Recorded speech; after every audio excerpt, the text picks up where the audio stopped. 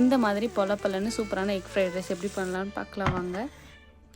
Carrot, beans, capsicum, குடமிளகாய், அப்புறம் முட்டைக்கோஸ் நான் எடுத்துக்கிட்டேன். எடுத்து வச்ச காய் எல்லாமே சின்ன சின்னதாக கட் பண்ணி எடுத்து வச்சுக்கணும்.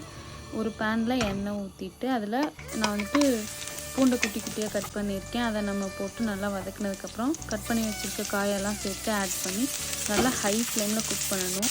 நல்லா அடிகனமான பாத்திரமாக எடுத்துக்கோங்க. அப்போ தான் வந்துட்டு சீக்கிரமாக அடி பிடிக்காது. தேவையான அளவு உப்பு போட்டு நல்லா வதங்கினதுக்கப்புறம் நான் 4 முட்டை இதில் சேர்த்துருக்கேன். முட்டையை நல்லா ஸ்க்ராம்பிள் பண்ணிவிட்டு இதோட நம்ம காயோட நல்லா மிக்ஸ் பண்ணிக்கணும்.